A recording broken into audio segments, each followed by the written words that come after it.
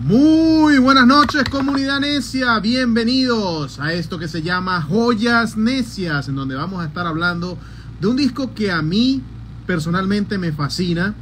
Me encanta este disco, como lo es el disco debut de nada más y nada menos que Vince Neil de Motley Crue.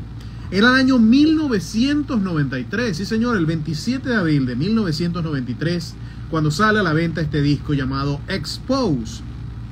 El primer disco solista después de haber sido despedido de Motley Crue, o de haberse salido de Motley Crue, porque si le preguntan a Nicky Six, él dice no, Vince renunció a la banda, pero si tú le preguntas a Vince Neil, él dice no, yo fui despedido. Así que bueno, de la manera o del punto de vista que lo quieran ver, Vince Neil no formaba parte de Motley Crue en aquel entonces y tenía que reinventarse, y de qué manera lo logró, gracias a la ayuda de varios músicos, entre esos por supuesto del que vamos a hablar mucho la noche de hoy, que es Steve Stevens, que es un gran músico que forma parte hoy en día, y en aquella época también formaba parte de la banda de Billy Idol. Y bueno, vamos a hablar bastante de él con nuestros queridos invitados que ya tenemos por ahí, ya tenemos uno por aquí, ya de hecho tenemos a nuestros 3 invitados conectados, así que vamos a ir llamándolo a uno por uno.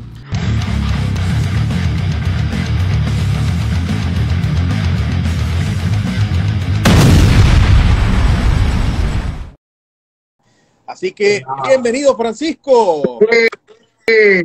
¿Cómo está, viejo? Todo bien, todo bien. Todo bien. Muchísimas gracias por la invitación. Feliz de estar aquí compartiendo con ustedes y bueno, ansioso de ver qué resulta de esto, porque esta es mi primera vez. Así que sean suaves, por favor, sean suaves, es mi primera vez. Claro, estás perdiendo la virginidad en Instagram Live. Exactamente. Estoy perdiendo la virginidad virtual, digamos. Que es la única que me queda. Claro.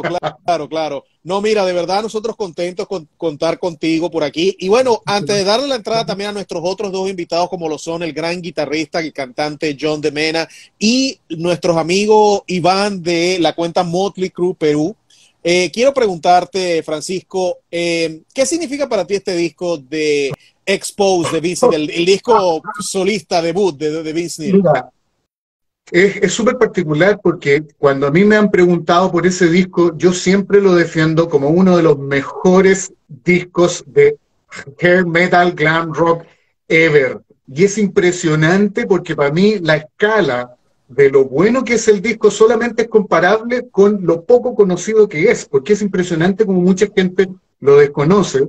Y es un disco que es, te digo, es fundamental para entender el glam rock de finales de los 80. Aparte que la historia y toda la gente que está involucrada en esto tiene una participación, son puras personas insignes, pero son de distintos momentos históricos. Si tú te fijas, toda la gente de Damn Yankees venían de mucho antes, te fijas, y sin embargo participaron en ese disco. El trabajo que fueron capaces de sintetizar es absolutamente acorde a la época, entonces es muy particular. Aparte, Vince Neil se salió en el 92, que fue el año en que yo salí de cuarto medio, como se llama acá, y el disco salió en el 93, así que fue de las cosas que me alegró mucho la vida. Es un disco muy particular para mí, lo tengo un tremendo cariño, y aparte una admiración incondicional a Steve Stevens, una de mis influencias. Así que... Claro. No, yo también, yo tengo muchas cosas increíbles que decir de este disco, pero bueno, y vamos a seguir hablando, por supuesto, Francisco, pero tengo que darle la bienvenida también a nuestros otros 2 invitados. En primer lugar, aquí ya tengo la invitación, nos va a acompañar Iván de la cuenta Motley Perú, y bueno, por ahí también veo conectado a Juan, al Necio Juan desde Madrid, España, nuestro querido Necio Juan. Iván, ¿cómo estás? Bienvenido. Hola, Carlos, ¿cómo estás? Gracias por la invitación, un gusto compartir con todo tu público, gusto también con los invitados, con los colegas Cruheads, que vamos a comentar hoy día, justamente celebrando los 30 años del lanzamiento de Expose. Parece increíble que ya han pasado 30 años del lanzamiento de este disco. Yo aún tengo el disco que compré justamente ese año, o sea, sí ya tiene 30 años de antigüedad, sí. Tal cual, o sea, lo compré a los 2 semanas creo que salió, felizmente lo trajeron acá a Lima y bueno, hasta ahora lo tengo conmigo. Si mal no recuerdo, es el CD más antiguo que tengo en mi colección. Wow. Entonces, conversaremos sobre esto y varias cositas más en los siguientes minutos. Claro que sí, bueno, Yo porque tengo una colección muy grande de CDs no pude encontrar, pero yo te voy a comentar, Iván, y también a Francisco. Yo tengo incluso la versión japonesa. Para aquellos que no saben, la versión japonesa venía con 2 bonus tracks, 2 covers que a mí me encantan, por cierto. Uno de Rod Stewart y uno de los Ramones, I Wanna Be Sedated. Qué grandes covers eso. Pero bueno, ya vamos a hablar de todo eso. Pero vamos también a darle la bienvenida a nuestro otro invitado, que es un gran invitado que nos acompaña desde Los Ángeles, California, pero él es original desde España. Así que John de Mena se nos va a unir en este preciso instante para que podamos conversar sobre este gran disco como lo es Exposed de Vince Neil. Y bueno, ya tenemos aquí a John. John, bienvenido. Hola, ¿cómo estáis? Qué bien estamos, ¿eh? Qué buenas invitaciones de discos. Me ha recordado mucho, tío, cuando me has invitado a esto. O sea, que un placer saludarlo a todos ustedes y muchas gracias por tenerme otra vez en la casa. Claro que sí. La casa de los necios. Sí, ya tú eres de esta casa, ya esta es tu casa, John. Ya estoy encantado. Ya es el sitio que me sienta más cómodo. Ya cada vez que hago una entrevista fuera ya me siento un poco fuera de lugar. No... Excelente, Así. Excelente. Mira, John, por supuesto, antes de que empecemos ya a hablar bastante sobre este disco, porque bueno, les tengo a los 3 varias preguntas aquí que vamos a ir respondiendo poco a poco sobre este gran disco. ¿Qué impresiones te da este disco Exposed de Vince Neil, que fue el debut de Vince Neil como solista? Pues a mí me alegra mucho que me invitaras para hablar de este disco, porque es un disco de estos que, bueno, yo creciendo en España y tampoco, que Motley Crue allí tampoco fue una banda, aunque sorprende a mucha gente, tan grande o que no tenía tanto calado, fue un disco de estos que descubres un poco de manera formativa. O sea, cuando ya empiezas a conocer la banda y empiezas a tirar del hilo y quieres conocer más y más y más, claro, fue un disco que yo me dejó totalmente que casi me caía de la silla. Digo, pero ¿esto de dónde salió? ¿Sabes? De lo diverso que es el trabajo de guitarra de Steve Stevens. Es uno de esos discos que para un guitarrista que lo estás descubriendo, que estás empezando, lo que tienes ganas es de vender la guitarra y quitarte un poco porque es como, era impresionante el trabajo. O sea que me gusta lo diverso que es, me gusta que tiene un poco de todo, me gusta lo que estuvieron hablando antes, que es como un disco clave para entender rompecabezas de dónde venía cada uno de la escena. O sea, porque es desde el productor hasta los que había antes, hasta algunos que escribieron los temas, pero luego no acabaron grabando hasta Chris Lord Arts, por ejemplo, que fue el que lo mezcló, es clave para entenderlo. Y es un disco que a mí me gusta mucho, y lo que siempre cuando hablo de él con gente es como, no es un disco de Motley Crue, que es lo que creo que los fans siempre están, es como, no es un disco es un disco con el cantante de Motley Crue, pero no es un disco de eso. Y entonces ahí es donde muchas veces la gente lo intenta colocar, pero es como que tiene su propio sitio. Totalmente importante lo que acabas de decir, y aparte que hay que recordar que Steve Stevens no es Mick Mars, y obviamente los que prácticamente escribieron este disco, obviamente son Steve Stevens, Vince Neil, también por ahí están incluidos, que bueno, ya vamos a hablar de eso también, tanto Tommy Shaw como Jack Blades, que son los que, por supuesto, el grupo llamado Damn Yankees, pero que también vienen de Styx y de Night Ranger, así que se ve toda esa influencia por ahí. Y bueno, John, te me adelantaste un poco porque, bueno, ya me respondiste la primera pregunta que yo tenía precisamente, pero qué bueno que lo hiciste, porque eso es lo que te quería preguntar, y bueno, ya lo respondiste, que qué te parecía el trabajo de Steve Stevens en el disco. Pero esa pregunta se la quiero hacer ahora a Francisco, porque Francisco es el guitarrista de la banda tributo Dirty Crew, que nos está acompañando aquí desde Chile. Así que, Francisco, te pregunto, tú como guitarrista, ¿qué te pareció este trabajo que hizo Steve Stevens en este disco? Fue la primera vez que tuve oportunidad de escuchar a Steve Stevens. Escuché el disco también, tal como dice John, un poco, porque es muy gráfico lo que dice John. Uno entra a este disco buscando más material sobre Motley Crue, ¿verdad? Y finalmente te encuentras con que no es, obviamente, un disco de Motley. Te encuentras con algo que es completamente diferente, pero es extraordinario, ¿te fijas?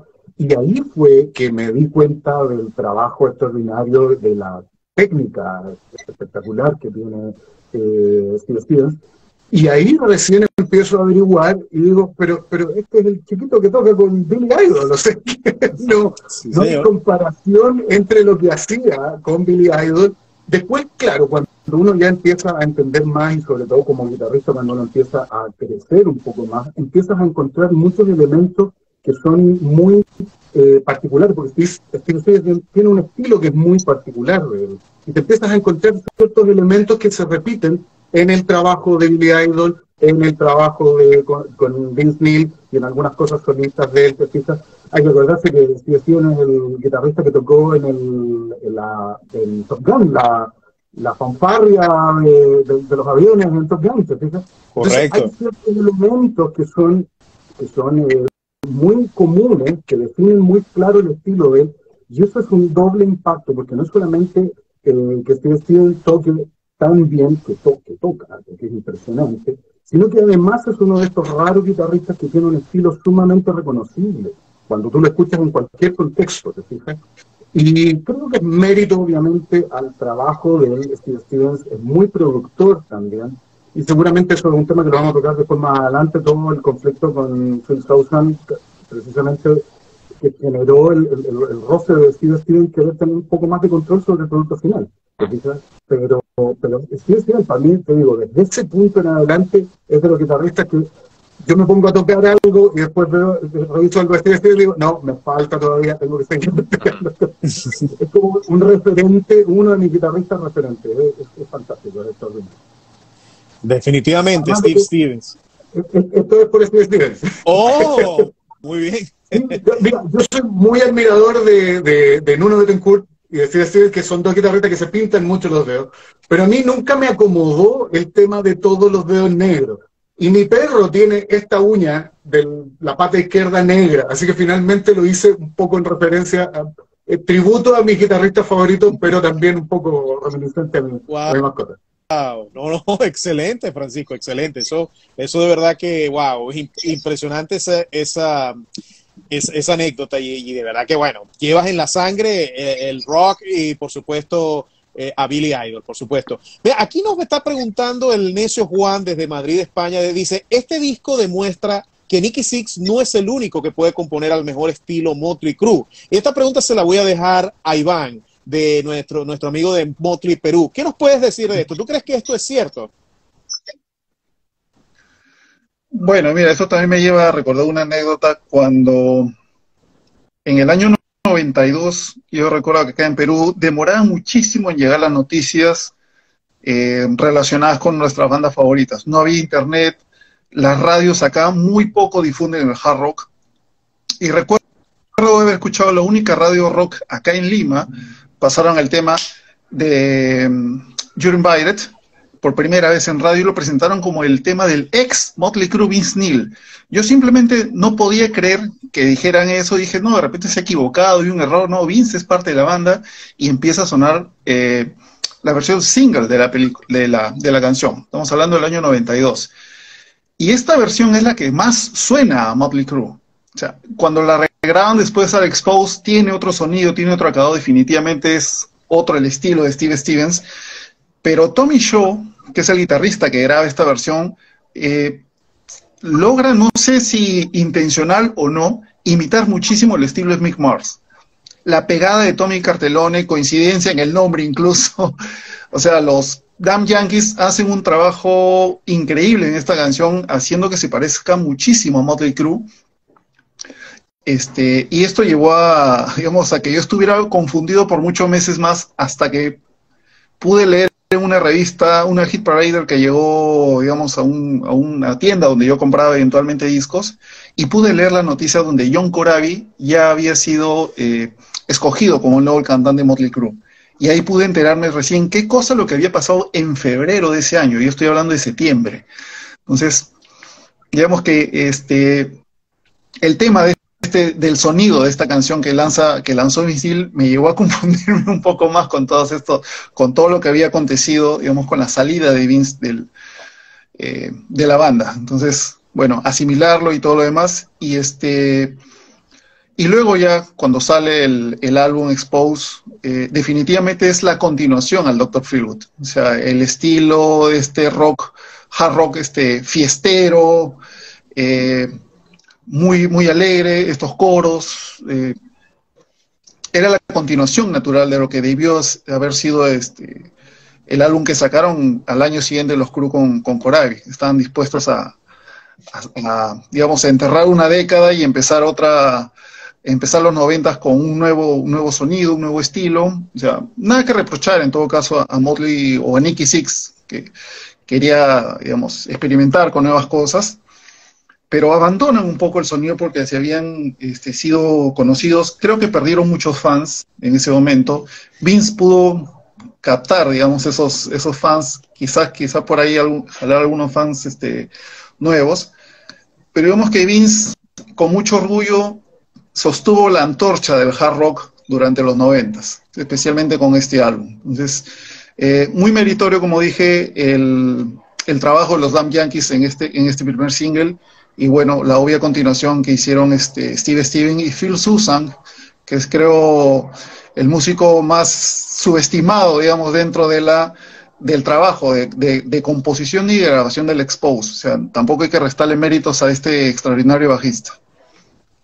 Eso es correcto, Iván, claro que sí. Sí, todo lo que has dicho es muy cierto. Y sí, obviamente Phil Soussan fue el que empezó, como quien dice, a grabar el disco, pero esas diferencias que hubo con Steve Stevens fue lo que hizo fue que dijo, bueno, se piró y simplemente dijo, no sigo más. Y de hecho, Steve Stevens graba el bajo de todo el disco, ¿no? Mucha gente cree que es Robbie Crane, que es el bajista de la gira, y de que después sí grabó el Carving Stone, el disco que siguió después, pero no, este disco el bajo lo hizo fue Steve Stevens, en realidad.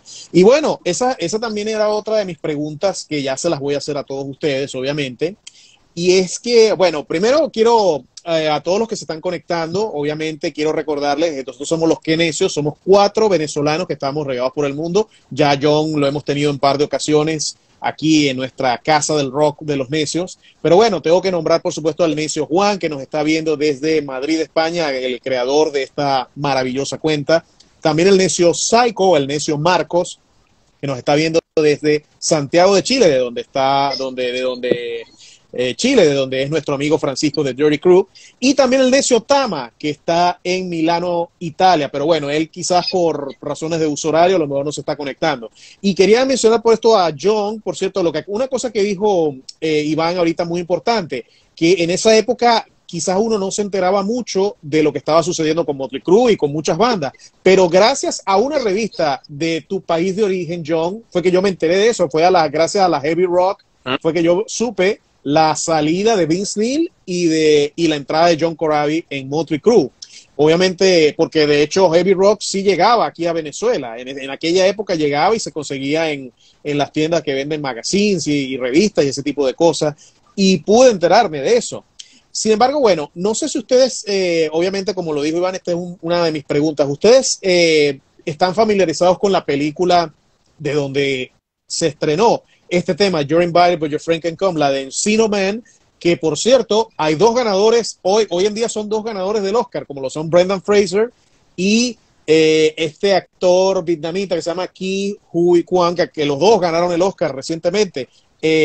John, ¿estás familiarizado con esa película? ¿La llegaste a ver en algún momento? Sí, la vi, bueno, en su época, un poco de esto y un poco de donde descubrí el tema también, porque el tema salió un año antes desde el disco. Sí. Creo que como estaba diciendo Iván, es que la canción salió un poco antes. O sea, yo creo que tengo escuchado que el vídeo ya estaba rotando por MTV antes de que saliera el disco. Pues lo que era la idea principal de lo que era el germen un poco de lo que sería el disco después. Exactamente. Francisco, si tuvieras que comparar esas 2 versiones, tanto la que salió en Encino Man, la que toca Tommy Shaw y Jack Blaze, que es Tommy Shaw el que hace prácticamente todas las guitarras, y la comparas con la versión que grabó Steve Stevens, ¿con cuál te quedarías, Francisco? Me tocas precisamente el nervio sensible porque es un eterno conflicto que tengo, porque yo primero conocí el trabajo, como te digo, directamente desde el disco, lo que hizo Steve Stevens en el disco, y después me enteré o sea, en realidad comparando fechas, de repente me percaté de que este tema había salido antes de la película, cuando vi la película, y no me cuadraron las fechas, ahí me puse a investigar y ahí me di cuenta. Cuando investigué todo esto, busqué en YouTube el video del single, y en el video, por supuesto, aparecen unos guitarristas de invitados tocando, etcétera, etcétera. Hay incluso algunas versiones en vivo, ¿te fijas? Entonces dije yo, esto es cualquier cosa, en realidad es muy superior a la versión del disco, ¿te fijas? Etcétera. Pero después me entero, tiempo después, cuando ya los Damn Yankees eran una de mis bandas favoritas también, me entero de que en realidad 3/4 partes de los Damn Yankees son los que hacen este tema. Y sí, obviamente, es impresionante, tal como dijo Iván, el trabajo que hace Tommy Shaw en la guitarra, algo que, porque también eso es súper significativo, el hecho de que siendo 3/4 partes de Damn Yankees no suenan como Damn Yankees, sino que, tal como dice Iván, es algo completamente, tal como dice él, lo que no hizo Motley con John Corabi, lo siguió haciendo este disco con el trabajo que hicieron ellos, y el punto de partida fue este tema. Entonces, yo como guitarrista y siguiendo mi primer amor, me quedo con la versión del disco. Pero no puedo renegar, tal como lo sabemos todos los que tenemos pareja, el mirar para el lado constantemente y tener estos flirts con la versión, con la primera versión, que es extraordinaria. Porque probablemente esa versión de alguna, o sea, ese tema, la primera versión que sale un año antes, como el señor, probablemente de alguna manera también es muy claro suponer que define mucho el estilo de lo que sería el resultado final.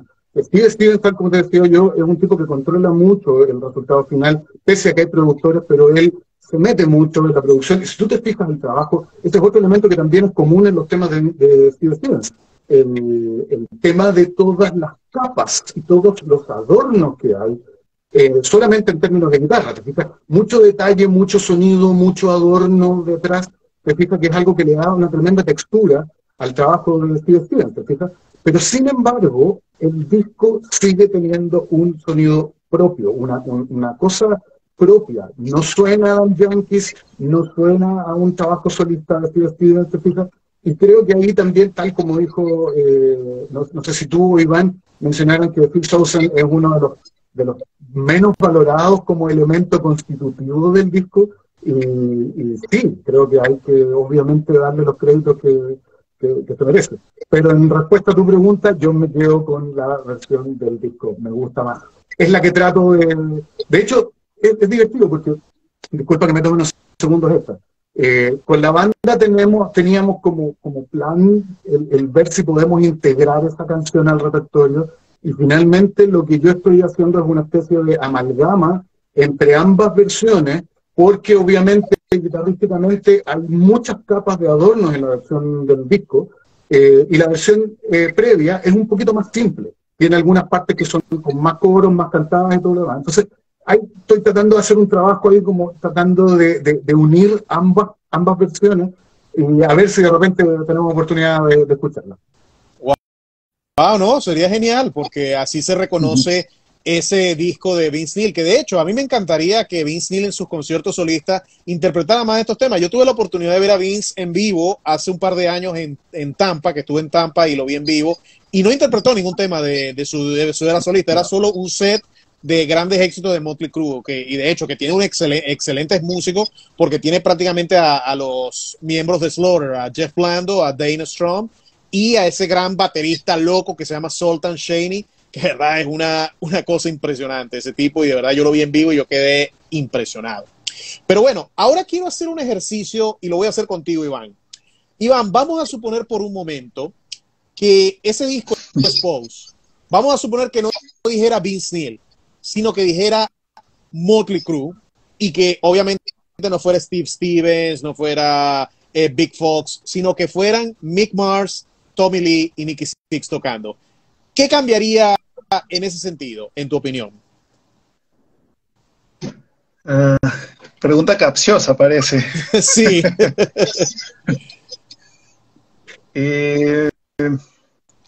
Creo que de todas formas le faltaría algo. O sea, igual creo que se notaría alguna leve diferencia, algún ingrediente quizás por ahí distintivo, digamos, que de Motley Crue en el álbum de Vince Neil. Como lo dije hace un momento, no sé si de manera intencional o no, este álbum trata mucho de parecerse a Motley Crue sin ser Motley Crue. Quizás un poco se extraña en Expose la suciedad, digamos, en el sonido de guitarra típica de Mick, o esa enorme contundencia de Tommy Lee en la batería, ¿ya? Que son los músicos, digamos, a mi gusto son los mejores músicos de la banda. Pero fuera de eso, o sea, si llevaba el nombre de Motley Crue, quizás hubiera vendido muchas más copias, creo, que las que llegó a vender Vince. Si mal no recuerdo, alcanzó disco de oro, o sea, 500,000 de copias, lo cual son 10 veces menos, digamos, que lo que vendió Dr. Feelgood. Entonces, bueno, más allá de que el mercado musical ya era muy distinto, ya estaba cambiando para entonces, pero digamos que pudo haber sido otra cosa. O sea, ya caemos un poquito en la conjetura, vamos a imaginar, o sea, qué disco hubiera salido si Vince no se hubiera ido del grupo. O sea, quizás no se pueda cuantificar del todo cuánto es el aporte de Vince en Expose como tal, y que este aporte que se pudo haber traducido como aporte para un álbum de Motley Crue. Bueno, más de una vez Nick y Tommy han comentado que Vince casi no participa en las sesiones de composición de Motley Crue, pero por eso la pregunta y queda la duda, ¿cuánto de real de participación en las composiciones del Expose tuvo Vince en su momento? Pero sí, considero que sí hubiera sido un excelente álbum de Motley Crue si hubiera salido con ese nombre. Exactamente, exactamente. John, obviamente sabemos lo que pasó, de que, bueno, obviamente Vince sale de Motley Crue y después Motley Crue viene con John Corabi y Motley Crue saca el disco con John Corabi. ¿Piensas que este disco Expose sería, como lo acaba de decir Iván, tú, pero ya como guitarrista te lo pregunto, ¿crees que este disco pudo haber sido la verdadera continuación, tal como lo acaba de decir Iván, la verdadera continuación de Dr. Feelgood? O sea, en lo que se refiere al momento, porque muchas veces sabes que en la música también son momentos, el clave de donde, o sea, era el momento correcto. Lo que es que el ADN de cada uno es lo que dice Iván. A mí es que cada persona tiene una manera, entonces pues no digo que sea ni mejor ni peor, es totalmente distinto. Es como cuando escuchas a dos cantantes y cada uno tiene una voz y yo creo que para que fuera más un poco de Motley Crue se definiera, es lo que ha dicho Iván. También hace falta un poco que sea un poco más gamberro o que sea un poco más callejero, pero no en que este es más experimental. Este es como, bueno, pues me parece que es más exquisito. Es decir, exquisito me refiero como que aquí hay partes que son hasta progresivas. Es que hay canciones que parecen rock medio metal progresivo. O sea, entonces ahí veo que un poco, pues, están un poco más experimentando. Y, sí, lo que refiere a temas y todo esto así, o sea, están a un calibre altísimo. O sea, la composición, desde la composición, la producción, la mezcla, todo, me parecen temas, vamos, es que por eso. Pero claro, es que son dos cosas, como... No sé, a mí me gustan las naranjas y las manzanas, pero es que son distintas. Me gustan las dos cosas. Sí, no, de acuerdo 100% contigo, John. Eso es verdad. Nos puede gustar una cosa y otra cosa, pero no necesariamente son la misma. Exactamente. Bueno, aquí, quiero saludar. Ajá. Sumándome a lo que dice John como guitarrista tiene que haber notado, por ejemplo, al final de uno de los temas hay un pequeño solo tipo casi jazz en uno de los... Y que es maravilloso, porque... Living is a luxury. La formación de uno cuando estudia guitarra normalmente viene del jazz, y existimos estos porfiados que seguimos con el rock pese a que nos enseñan jazz, pero de alguna manera uno aprende a disfrutar algunas pequeñas cosas, y ese solo es muy bien armado de un guitarrista que también probablemente tiene un input de la cosa jazzística, pero sin caer al jazz definitivamente. Entonces, tal como dice John, hay un montón de elementos, algunas cosas que son progresivas, algunas cosas que son fusión, es completísimo. De hecho, creo que eso es no sé si hablo de más, pero creo que para los guitarristas en particular, creo que eso también lo hace un disco muy especial, porque es casi un muestreo de lo que se puede llegar a hacer en un disco de metal de esa, o sea, digo, de este tipo, de este estilo de metal de esa época, ¿te fijas?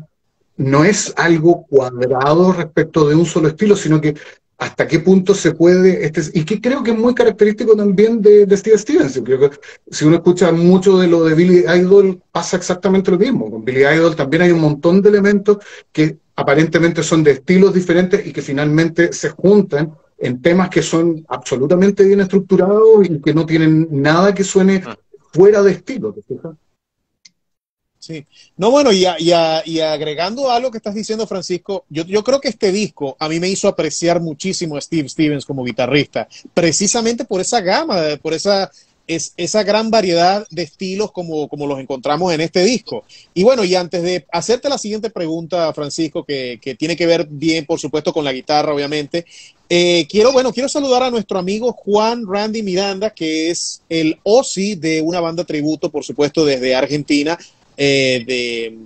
banda tributo que hace tributo a Ozzy, y nos dice por aquí: mi aporte escuchando para uno de los primeros solistas de los 90, eligiendo a muy buenos músicos, sonaba para mí como un discazo muy pro. Neil, el disco de Neil no parecía el de Motley Crue. Bueno, es verdad, porque había diferencia, obviamente.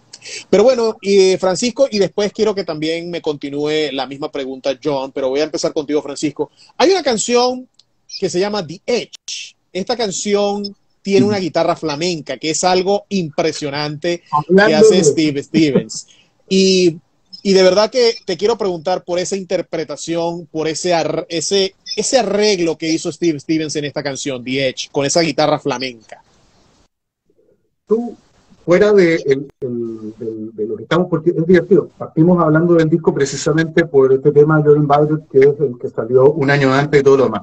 Pero yo creo que transversalmente, si le preguntas a la gran mayoría de la gente, y particularmente a los guitarristas, les dice, elige un tema del disco, es este tema.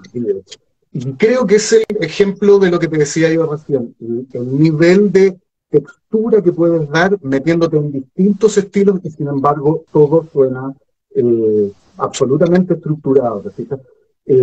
Parte con este tema, que es algo muy frecuente en Steve Stevens. Steve Stevens toca mucho guitarra acústica, y de hecho, si tú ves algunos videos en YouTube, él incluso muestra las distintas guitarras que tiene, siempre tiene una acústica a mano, y tiene un demo de una guitarra Roland, donde es una guitarra donde puedes elegir distintos sonidos, y él particularmente destaca mucho que tiene un simulador de guitarra acústica con cuerdas de nylon, y que él dice, a mí me sirve mucho porque yo constantemente en mi estilo estoy incluyendo partes con guitarra acústica y así evito tener que cambiar de guitarra y todo lo demás.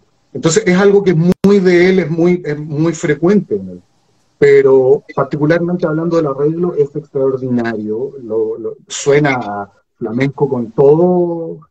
Bueno, yo también soy fan de Paco Lucía, sé la diferencia que hay entre el flamenco y lo que hace Steve Stevens, pero suena en regla, absolutamente, no tiene nada que envidiarle. Y luego de esa parte con flamenco entra con la guitarra eléctrica, pero que es demoledora. Y ya, yo sinceramente, en ese tema en particular, a esa altura ya me da lo mismo si canta o no canta Vince Neil, si entra o no entra, si participa o no participa. Ya, uno ya está enamorado ya solamente con los primeros compases del tema y te deja llevar completamente. Es maravilloso. Es el tema. Sí, definitivamente. Y bueno, quiero decir una anécdota. Antes de darle la palabra a John, quiero contar una pequeña anécdota. Y es que cuando yo tenía 14, 15 años, ya este disco ya tenía unos 2, 3 años de haber salido. Y yo, bueno, en esa época estaba tomando clases de guitarra. Yo no soy un profesional tal como lo son Francisco y John, obviamente, pero bueno, estuve aprendiendo un poquito de guitarra y recuerdo que esta canción yo se la enseñé a mi profesor de guitarra en aquel entonces. Y claro, él dijo así como que, bueno, la parte, claro, era un señor ya mayor, obviamente, y me dice, bueno, la parte de flamenco está bonita, pero lo que viene después sí no me gusta para nada. Pero bueno, pues el rock es así ya pesado, ya como el tipo característico de Vince Neil, de Vince y de Steve Stevens. Pero bueno, obviamente a quien le quiero, de verdad quiero escuchar las palabras de John, porque bueno, John, tú eres de España y obviamente la guitarra flamenca vino de ahí. Y entonces, ¿qué te parece ese trabajo de guitarra flamenca que hizo Steve Stevens precisamente en este tema? Y bueno, y en otros temas del disco también hizo su parte acústica, pero ¿qué te parece en particular ese trabajo que hizo en este tema? O sea, la introducción y el trabajo de espectacular, o sea, te lo digo, pero de una persona que además yo crecí en Andalucía, que es la parte que más flamenca se puede. Entonces, tú escuchas eso, ves la manera que está ejecutada, no solamente la manera que está ejecutada, porque, por ejemplo, siempre es un cliché, siempre suena exótico, algo así, pues tomar una parte que suena flamenco y es como suena un copia-pega, como toma 4 acordes flamencos, pegas después de algo, pero estas cosas muchas veces no tienen sentido. Entonces, claro, si lo vas a hacer, tienes que hacerlo bien, que fluya de una cosa hacia la otra, ¿sabes? Si todo de manera orgánica fluya. Yo cuando lo escuché por primera vez, el descenso ese que tiene, ¿sabes? Tocando, evidentemente lo toca con una púa, no toca como un flamenco, lo toca con dedos o algo así, pero es que es tan perfecto. Esto es como la mano. Yo he visto un par de vídeos de la época o de cómo la hacían, o la mano parece el ala, ¿sabes? ¿Sabes lo que te quiero decir? De correr, ¿sabes? Porque es que es difícil tocar eso a esa velocidad y lo natural que suena, no suena, o sea, es una parte, ya no solamente por tocarlo, es componerlo, es que ya no es tocarlo, o sea, cómo crece esa idea y la haces madurar y el tema crezca y suba y tenga su... Hay veces que es lo que te digo, es el tema que más me recuerda a lo que es como el rock progresivo, el principio del hard rock progresivo, o sea, que es simple y hecho por una persona que no es de la cultura, ni es de... Entonces, muy distinto. Es como si intentas hacer a un músico europeo tocar jazz o tocar blues, lo más puro Nueva Orleans o algo así. No es lo mismo que una persona que haya crecido ahí. O sea que, para mí, el sombrero. Bueno, es un tipo que es impresionante. Siempre hago así. Trabajo espectacular. Y ahora entiendo lo que dices. Pero, vamos, muy bonita la introducción y la manera.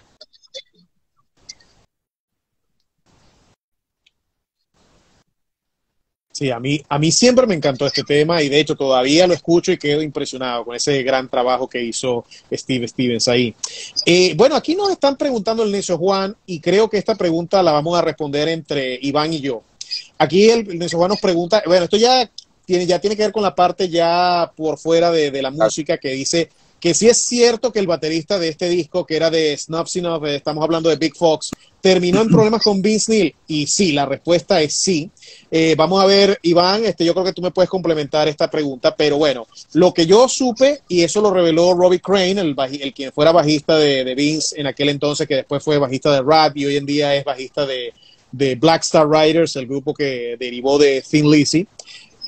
La razón por la cual Big Fox termina con problemas con Vince Neil es porque Big Fox robó, al parecer robó instrumentos, equipos de sonido de la banda de Vince Neil. No sé si tú tienes mayor información sobre ese detalle, Iván. No mucho, pero no creo que haya sido tampoco durante la gira. O sea, Big siguió trabajando con Vince y incluso hasta buena parte del 96. Hizo la gira grabó el Carving Stone e hizo parte de la gira. Entonces, digamos que mantuvieron todavía una relación por algunos años más. No estoy muy al tanto del motivo de la salida. Vince estaba para entonces, o sea, ya estoy hablando del 95, 96, muchos problemas personales, la muerte de su hija, empieza también el deterioro físico de él, cambios en las bandas, músicos que entran y salían, entonces, digamos, fue un poco dispersa la historia de Vince como solista en ese momento, y encima que se vino a los pocos meses la oferta, casi la orden, digamos, para que regrese a Mötley Crüe, pero hasta cierto punto incluso Big Fox estuvo trabajando con su banda inicial, con Enough's Enough y con Vince al mismo tiempo. O sea, siguió grabando álbumes con Enough's Enough durante los 90. Entonces, lo que sí, yo ya le perdí el rastro por completo. Yo ya no sé en qué anda Big Fox, un extraordinario baterista también. Pero yo ya no sé en qué, si es que estará vivo todavía. Sí, no, lo que yo tengo entendido es que a raíz de eso prácticamente desapareció del mapa, no se le conoce ninguna otra banda. Sé que después del Carving Stone, me estoy refiriendo, sí sé que lo que dijo Robbie Crane fue que eso ocurrió en la gira de Carving Stone, no fue en Expose, sino fue en la gira de Carving Stone, que fue el disco que vino después. Y sí, esa tragedia creo que no la podemos pasar por debajo, la gran tragedia de la muerte de la hija de 4 años en aquel entonces de Vince Neil, de Skyler, que por cierto, Skyler sale en este disco. Si ustedes llegan al final del disco, como es la canción Forever, al final se escucha la voz de una niñita diciendo, oh no, esa es Skyler. Y de verdad que cuando supe que era Skyler la que había grabado eso, a mí se me separaron los pelos, porque yo dije, wow, se trata de la fallecida hija de Vince Neil. Y de hecho yo recuerdo que vi en TV cuando anunciaron la muerte, y yo quedé, wow, quedé sin palabras. Yo dije, no puede ser. Porque yo había escuchado de que, bueno, que la niña tenía cáncer y bueno, y hablo esto porque, bueno, obviamente es un momento bien difícil para Vince y que se vino a ver después, y que, bueno, eso también lo llevó, como quien dice, poco a poco como dijo Iván, a regresar a Motley Crue, porque, bueno, era lo que tenía que pasar, porque, bueno, Motley Crue no estaba teniendo nada de éxito con John Corabi, y era lo que tenía que suceder, que volviera la banda, y bueno, obviamente ya sabemos lo que vino después de todo esto. Pero sí, muy lamentable es la muerte de esa niña tan chiquita, de 4 años lo que tenía, y un cáncer tan agresivo que acabó con ella, y bueno, eso de verdad que le marcó a Vince Neil, y bueno, pienso que todos los problemas de voz y de físicos de Vince vienen a raíz de eso. Y bueno, lamentamos mucho que eso haya ocurrido. Pero bueno, volviendo al disco un poco, ahora voy con Francisco. Francisco, aquí hay 2 baladas. Obviamente acabo de nombrar una que es Forever y Can't Change Me. A mí esa canción en lo particular, me encanta mucho esa canción, porque sobre todo la letra, y de hecho esa canción, Vince no tuvo nada que ver con esa canción es de Jack Blaze y de Tommy Shaw, de los Damn Yankees, y esa canción me gusta mucho el mensaje. No puedes cambiarme a mí en ser algo que no puedo ser. Entonces, ese mensaje a mí me encantó. Y si me tengo que quedar con una de las 2, yo me quedara con Can't Change Me. Pero te hago esa pregunta, ¿con cuál de las 2 te quedarías con esas 2 baladas? ¿Can't Change Me o Forever?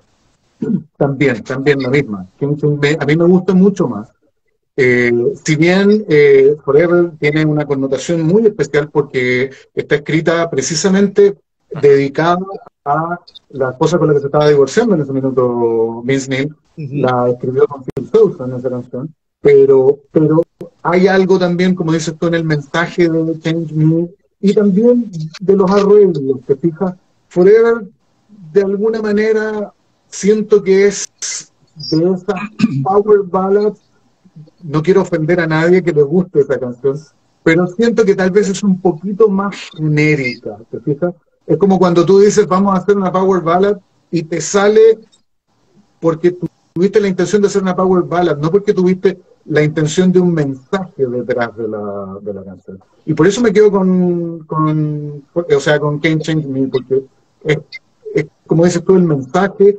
Y aparte estructuralmente lo encuentro más interesante. Rítmicamente también es mucho más, es menos fogata, menos guitarreada, un poquitito más rítmicamente interesante, tiene pequeños elementos que quedan muy bien y que, insisto, creo que es mérito de la forma que tenían muchos de componer Jack Blaze y Tommy Shaw, que son una dupla que da miedo cuando se juntan a componer. O sea, todo el trabajo con los Damn Yankees que se demuestra. Así que sí, me quedo también con esa canción. Sí, absolutamente. Correcto. John, en tu opinión, ¿con cuál de las 2 te quedarías? ¿Con Can't Change Me o Forever? Pues igual. A ver, las 2 me parecen muy, muy buenas. Forever me parece épica, me parece un poco pues más como incluso de película de Aerosmith, de algo así.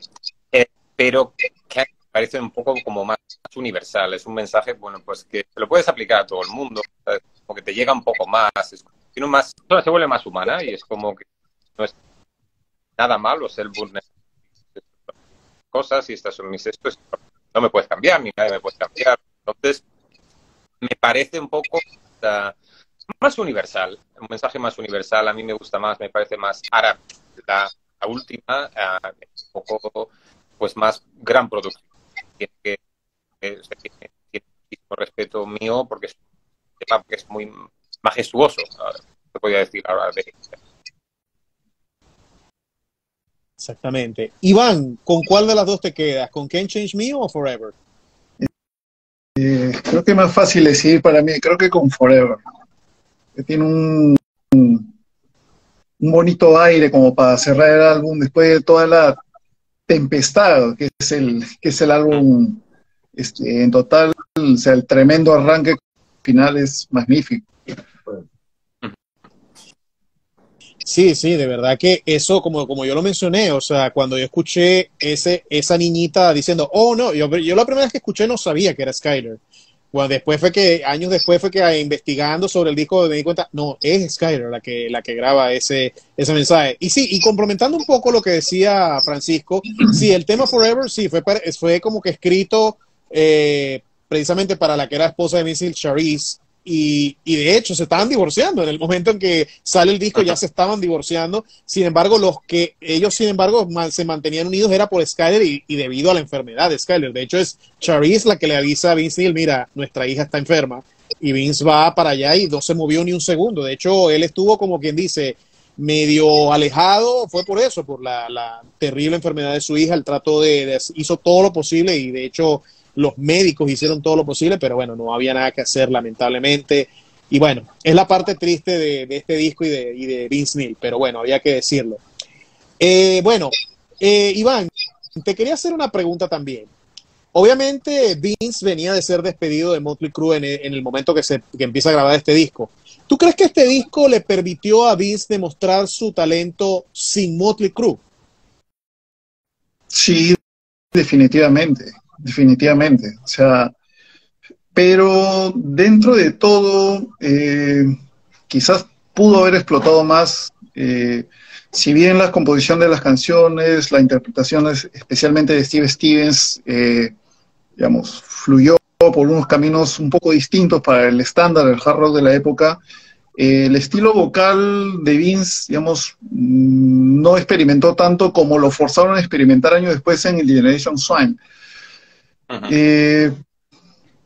Donde digamos que Vince explora con otras texturas vocales, canta en otros tonos. Acá se siente muy cómodo. Bueno, además que también estaba, creo, en su mejor momento, tanto en forma, digamos, en forma como cantante, como intérprete, como frontman. Más allá de que la gira del Decade of Decadence no fue, digamos, del todo, digamos, satisfactoria, creo. O sea, incluso en el libro de Adore cuentan que no eran los Motley Crue que te erizaban, dice, los pelitos de la nuca como lo hacían en la gira del Feelgood, pero Vince estaba en un muy buen nivel interpretativo. Entonces, recuerdo sí algunas entrevistas a Vince cuando sale de la banda, entrevistas que las leí un año después que habían sido publicadas, porque ese es, digamos, el tiempo en que tardaban las revistas en llegar acá al Perú, que él se quejaba de ese cambio de estilo que quería imprimirle Nicky Sixx a las composiciones de Motley Crue cuando estaban ensayando en el 92. Lo acusaba de ser querer aparecer como el cerebrito detrás de la banda y estar haciendo un physical graffiti de pacotilla. Entonces, me parece interesante porque por esas fechas estaban trabajando Nicky en unos demos de Misunderstood. Entonces, me voló eso a la cabeza de pensar cómo hubiera sonado esa canción tan épica cantada por Vince. O sea, si hubiera llegado a ese nivel, estando Vince en muy buena forma como cantante, si hubiera sido capaz de interpretar una canción de ese tipo, o sea, con orquesta sinfónica y todo. Entonces, creo que la comodidad, el área de confort de Vince es más pequeña, me parece más encorsetada que la de Nicky Sixx o la de Tommy Lee. Bueno, Tommy ya sabemos hasta dónde ha experimentado, hasta qué campos ha llegado, pero eso no quita que haya hecho un producto de calidad. O sea, es un álbum estupendo por donde se le mire. O sea, si hubiera salido en el año 89 hubiera sido una competencia brutal con el Dr. Feelgood, ¿no? Si se hubiera dado esa figura de Vince sacando un álbum en paralelo con la banda madre. O sea, Pero sí hubiera sido un asunto muy, muy interesante, muy, muy divertido, creo de ver. Mérito también del productor, o sea, Ron Evinson también es conocido por meterle látigo también a sus pupilos, quizás no al nivel de un Bob Rock, donde Bob se quejaba que a Vince le sacaba una palabra por sesión cuando grababan Dr. Phil, pero creo que en este caso Vince no necesitaba, se siente que canta, se nota que canta con un poco más de naturalidad. Entonces, estaba, creo, bastante cómodo. Los videos de las actuaciones en vivo de la gira del Exposed también se nota ese Vince muy movedizo, muy activo, moviendo a la gente, por más que se le critique que hacía exactamente el mismo show durante 10 meses, pero, digamos, ese es su estilo, ese es su sello personal. Creo que eso no se lo podemos quitar, no. Motley Crue nunca ha sido un Dream Theater que cambia los setlists todos los días, o sea, no. Es parte de es el producto, digamos, que ellos ofrecen, o sea, y Vince en eso se ha movido muy bien. Eso es algo que, por ejemplo, Nicky también reconocía de Vince en estas entrevistas, cuando había salido Vinny de la banda, que Vince era muy bueno en ese rollo festivo, de pararse en el mismo sitio del escenario y decir exactamente las mismas palabras. Entonces, pero ellos ya no querían funcionar en ese nivel, entonces ahí es donde vienen esas diferencias. Parecía bien interesante que a pesar de, digamos, de esas peleas, le reconozcan ciertos méritos a mí que funcionaron para Motley Crue muy bien en los 80. O sea, parte del éxito de Motley durante esta década, entre líneas, Nicky se los reconoce como parte del trabajo, del esfuerzo de Vince. Sí, por cierto, Iván, mencionaste algo. Ajá.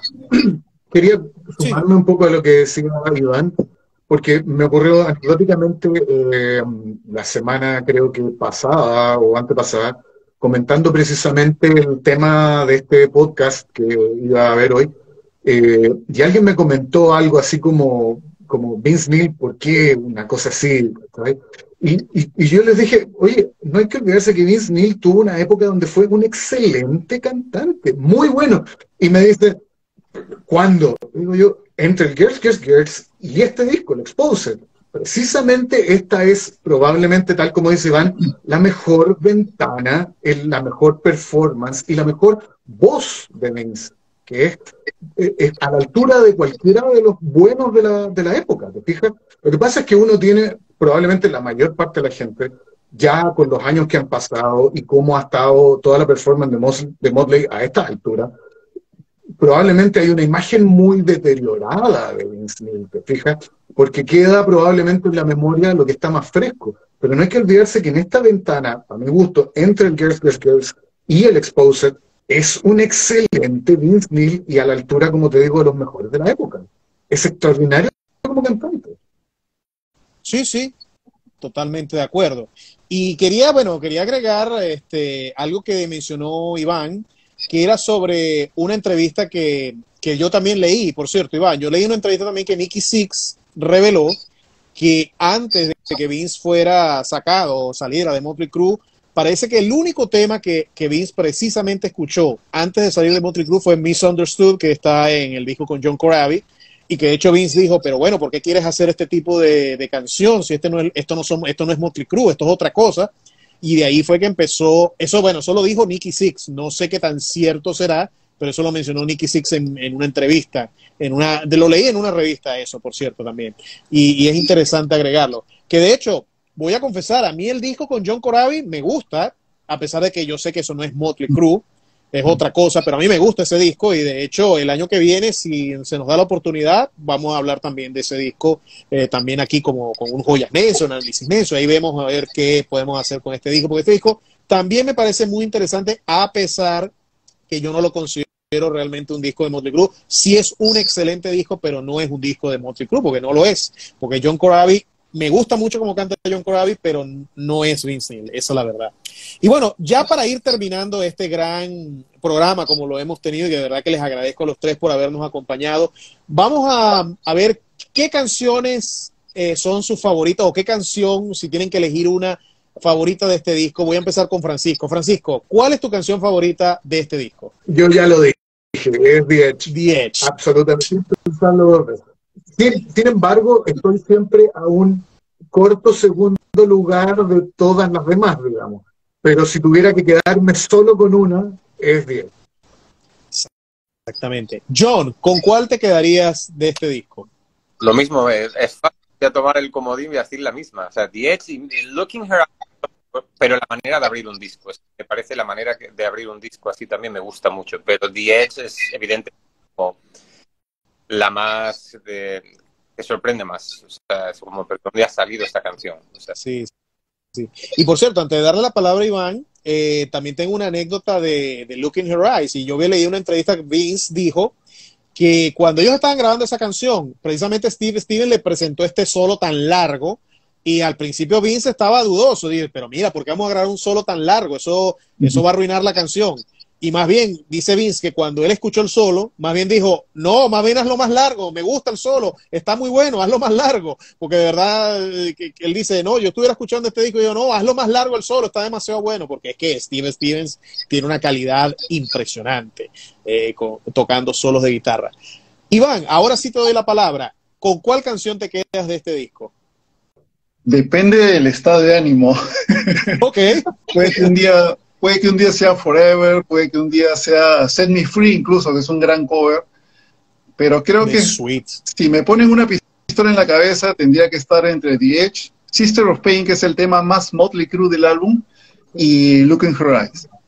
Sí, buenas elecciones, de verdad que sí. Sister of Pain, por cierto que Sister of Pain, el video, bien interesante porque sale una actriz porno llamada Janine, que de hecho existe un video de ella y Vince Neil que se consigue en internet. Ese video lo pueden conseguir fácilmente y bueno, para que vean que Tommy Lee no fue el único que grabó un video pornográfico, sino Vince Neil también tiene su video pornográfico. Y precisamente la chica que sale en este video, que es Janine, bueno, ya no es tan chica, ya tiene como 50 años, por cierto, esta mujer, ese video lo pueden conseguir por ahí y el video se consigue en YouTube, el de Sister of Pain, que es el que se refiere Iván. Muy buena canción, por cierto, y también el solo es impresionante. Por cierto que sí, hay que recordar. Ajá, Iván. Hay dos versiones del video de Sister of Pain, ¿eh? Una que es la versión comercial vista en MTV y en todos lados, y hay una versión que fue estrenada y emitida solamente en el canal Playboy en su época. Así que estén atentos. En el canal de YouTube de Motley Perú están subidas las dos versiones en paralelo para que puedan hacer la comparación. Hay unas ligeras diferencias en la edición. Sí, de hecho yo vi esa comparación, la vi en la página, en tu página, Iván, pero en Facebook fue que yo la vi. Y sí, las diferencias son notables, más que todo que la versión de Playboy sale más Janine. Janine se nota más haciendo movimientos, se le nota el cuerpo completo. Esa es más que todo la diferencia entre ambos videos, más que todo. Oye, Carlos, que dijiste que Janine tiene 50 años y se ofendieron varias acá en el chat. Oh. Bueno, porque ya no es tan joven, quise decir. Yo también estoy al lado de los 50 años y son unas chicas jóvenes estupendas todas. Así que... No, claro que sí, claro que sí. Bueno, yo tampoco estoy muy lejos, yo estoy a 7 años de los 50, así que bueno, yo mejor, mejor yo tampoco hablo mucho, pero bueno. Pero bueno, lo que quise decir era eso, de que bueno, que ya no es tan jovencita Janine hoy en día, pero bueno, sigue siendo una mujer hermosa, pues, porque todas las mujeres son hermosas, hay que decirlo, todas las mujeres son hermosas, así que no se molesten con nosotros, porque yo sé que, bueno, aquí en Los Necios, bueno, John lo sabe, pero bueno, Iván y Francisco, ustedes que se están estrenando hoy en un Instagram, extrañamente las que más nos ven en los lives de Qué Necios son mujeres. Mujeres son las que más ven estos lives. De hecho, las que, fíjense, bueno, si pueden ver ahí, aquí, bueno, saludos a Alejandra, mi querida, por supuesto. Aquí está Yanis Amari, que también nos ve. Bueno, el tocayo Carlos, que nos ve desde Buenos Aires, Argentina. Claro, todos bien conocedores de del tema del rock y de Motley Crue. Bueno, muchachos, de verdad quiero agradecerles a los tres por habernos acompañado en esta gran live, pero antes de despedirnos, por cierto, que vamos a darle la oportunidad a cada uno de promocionar en sus cuentas, y aquí, por supuesto, recomendamos escuchar el disco de John de Mena, por supuesto, John, que tu disco que... Por cierto, hace poco lo hablamos del disco en un live aquí que lo hablaste con Marcos y conmigo, y bueno, ya has estado ya en par de ocasiones con nosotros, así que bueno, John, aprovecha nuevamente, te doy la oportunidad para que, antes de dar la oportunidad a Francisco y a Iván para que también se promocionen, ¿tienes alguna actividad, algún concierto, algún toque, algún recital que venga próximamente o alguna nueva grabación que estés trabajando? Pues todo a la vez, o sea, como diría... Es bueno. Lo primero, muchas gracias por tenerme de vuelta. Sabes que me siento muy cómodo en vuestra casa. Sabes que lo hago de totalmente corazón. Muy bien. Y nada, es un placer. Mira, el disco salió hace un par de meses, el 3 de marzo. Tenemos conciertos ahora en junio, pero es aquí en Los Ángeles, de junio. Tengo una presentación en España que todavía se está cerrando. ¿Sabe cómo va a ser? Va a ser presentación con música o más presentación un poco rueda de prensa. Y estoy arriba todo a una nominación ayer en Múnich de un premio, de un video que es una alegría, que te estas cosas. Mucha prensa, mucha entrevista, estamos ya cerrando un poco el verano, pero lo más importante es, aparte de ir cerrando cositas, es música y feedback. O sea, yo invito a todo el mundo a que escuche la música. Es muy diversa también, como este disco, que escuchen los vídeos hay un poco de todo, desde futurismo, cyberpunk, distopía virtual, hasta una versión de los hasta un lyric video, y me contacten, se pongan en contacto conmigo, que entonces, y espero que guste. Muchos de ustedes ya están en esta sesión, algunos ya han llegado, están en camino, o sea que yo estoy siempre muy activo con la gente que me sigue, y nada, que me comentéis la música, lo que os guste, y si pasáis por aquí, tenemos un concierto, estáis por supuesto invitados. Bueno, Francisco, obviamente, gracias por supuesto por estar aquí con nosotros. Tú eres parte de la banda tributo Dirty Crew, así que bueno, aprovecha para promocionar algún recital, algún concierto que vayan a tener próximamente en estos días, antes de despedirnos. Bueno, mira, a título personal, agradecidísimo por la invitación, lo he pasado muy bien. Tal como tú dijiste al comienzo, esta es mi pérdida de virginidad virtual. Esta es la primera vez que me toca participar en algo como esto. Estoy muy contento, muy agradecido por la invitación. Cuenten conmigo cuando quieran, no hay ningún problema. Conmigo y cualquier otro integrante de la banda. A nosotros aquí en Chile nos ha ido muy bien, afortunadamente. La banda ha tenido distintos nombres y distintos integrantes a lo largo de muchos años. Esta formación en particular que tenemos hoy está desde febrero más o menos funcionando, y hemos tenido muchas presentaciones muy seguido, una época en que tuvimos prácticamente todos los fines de semana. Para la gente de Chile que nos esté viendo en este minuto, nosotros tenemos una presentación este día sábado en el Club Subterráneo, en el pasaje Orrego-Luco, por si nos quieren ir a ver. Y bueno, vamos a estar obviamente en el Instagram de la banda publicando las distintas fechas en la medida que vayan apareciendo. Tenemos pronto también hacia final de mes algunas otras presentaciones. Yo en este minuto no tengo Instagram, pero este es el empujón final, pronto lo voy a tener, así que la gente que quiera contactarse conmigo también, conversar sobre el tema relacionado con la guitarra o relacionado con la banda, yo feliz. Mientras tanto, como te digo, el Instagram de la banda está abierto, todos los que quieran participar, los que quieran sumarse al Instagram y seguirnos con el tema de las fechas de las presentaciones, ningún problema. Gracias a ustedes por la invitación y feliz de estar acá cuando quieran, yo encantado. Gracias, Francisco, gracias de verdad. Sí, recuerden seguir a todos los que nos están viendo, sigan a todas las cuentas que estamos aquí conectados, a John, a Dirty Crew con Francisco, y por supuesto, una de las mejores cuentas que he encontrado sobre Motley Crue, sobre fanáticos de Motley Crue, como lo es Motley Perú, de verdad. Ellos están, bueno, Iván, ya me vas a aclarar eso. Estás en YouTube, Facebook, Instagram, en todas las plataformas, ¿no es así, Iván? Y de verdad, gracias por haber estado aquí con nosotros. Así que, Iván, te doy la oportunidad para que te promociones aquí la la página Motley Perú. Bueno, muchas gracias, Carlos, nuevamente por la invitación. Ha sido muy entretenido poder compartir conocer incluso también algunos datos que desconocía en este proceso, digamos, en esta labor o en esta fase que uno tiene como fan. Uno nunca termina de aprender tampoco, entonces siempre es enriquecedor poder conocer a otros fans y poder intercambiar información de este tipo y anécdotas también que también hace mucho más divertido, más sobrellevadero, incluso digamos, una conversación como la que hemos tenido esta noche. Bueno, agradecerte también por las palabras, por la referencia a Motley Perú. Es un proyecto que empezó hace ya casi 15 años. Fue así un tema, como empezó como un blog personal, ir volcando algunas cositas, las primeras experiencias que tuve, o las primeras sensaciones después de haber visto a Motley Crue en vivo por primera vez en mi vida, cuando fui a Buenos Aires, el famoso concierto del 11 de octubre del 2008. Y esto fue creciendo como una bola de nieve. Del blog pasamos al Facebook, del Facebook pasamos al Twitter, seguimos en Instagram, estuvimos con un canal de YouTube. A raíz de la gira, la última gira latinoamericana hace un par de meses, que también fue la primera vez que vino Motley Crue al Perú, y eso ha sido un sueño, pero digamos, de más de 3 décadas de espera.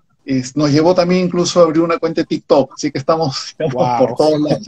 Ya si no abrimos OnlyFans ya es por otra cosa, pero digamos que estamos en esta presencia, digamos, en las redes, compartiendo toda la información que se pueda acerca de la banda. Hemos tenido mucho movimiento justamente a raíz de la gira. Ahora estamos nuevamente recuperando mucho este movimiento a raíz de las polémicas que ha surgido lamentablemente tras la salida de Mick Mars de la banda. Y bueno, la buena noticia también que Motley Crue ha regresado al estudio, así que digamos que vamos a ver más novedades más adelante. A fines de este mes arranca la gira europea. Vamos a ver también si hay algunas sorpresas, si es que estrenan algún tema nuevo. Así que estén atentos a Motley Perú, así como está en todas las redes sociales, para que nos sigan, compartan la información, revisen las publicaciones anteriores. Hay muchos datos que hemos ido compartiendo, que hemos también, de los que hemos ido conversando ahora, cosas de colección, anécdotas de la banda, memes, o sea, hay para todos los gustos y para todas las edades también. Hemos visto, eso es algo que, por ejemplo, quiero rescatar de la última visita de Motley Crue, especialmente acá en Lima. Me dio mucho gusto ver muchos fans jóvenes. O sea, no nos sintamos viejos de estar rondando los 50 años, y yo me he sentido muy rejuvenecido de ver muchos jóvenes menores de 20 años siguiendo a la banda con un nivel de entrega en el concierto, o sea, que es muy, muy satisfactorio. Entonces, digamos que estamos cediendo la posta y estamos abriendo las puertas para que más fans entren a la banda.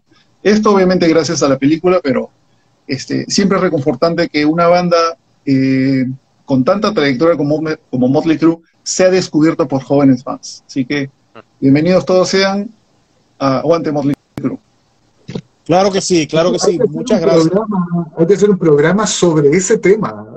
Hay que hacer un programa solo sobre el drama que está ocurriendo en este último tiempo con Motley Crue, que sería súper interesante. Wow, sí, vamos a proponer eso, Francisco. Sí, por cierto, ojo, claro que sí.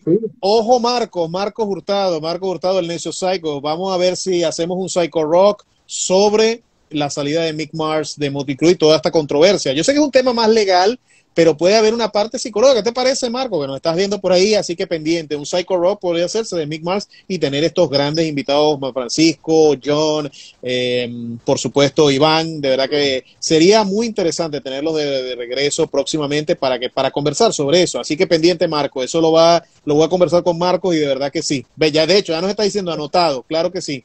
Y bueno, recuerden, Motley Perú, Dirty Crew, John de Mera, síganlos, de verdad, excelente este live, de verdad que me encantó, así que bueno, les agradezco, Francisco, John, Iván, y estaremos pendientes, sobre todo Francisco, Iván, vamos a estar pendientes por ahí, porque yo, se los voy a decir, voy a ver a Motley Crue en agosto, si Dios quiere, así que se les voy a estar pasando información sobre eso al privado. Así que bueno, pendientes con eso. Y John, bueno, espero verte más adelante en el año. Ya eso será una sorpresa más adelante. Así que bueno, gracias a todos y recuerden escuchar este disco. Y por cierto, si quieren ver un concierto, recomiendo mucho el Vince Neil Live en Minnesota. Se consigue en YouTube, el concierto en Minnesota del año 93. Vean ese concierto, muy bueno, excelente, y Steve Stevens en su máxima expresión. Así que bueno, gracias a todos, gracias John, gracias Iván, gracias Francisco, gracias a todos por haberse conectado. Gracias. Y nos veremos mañana, hay un live, así que pendientes aquí con Qué Necios. Chao a todos. Saludos, adiós. Saludos.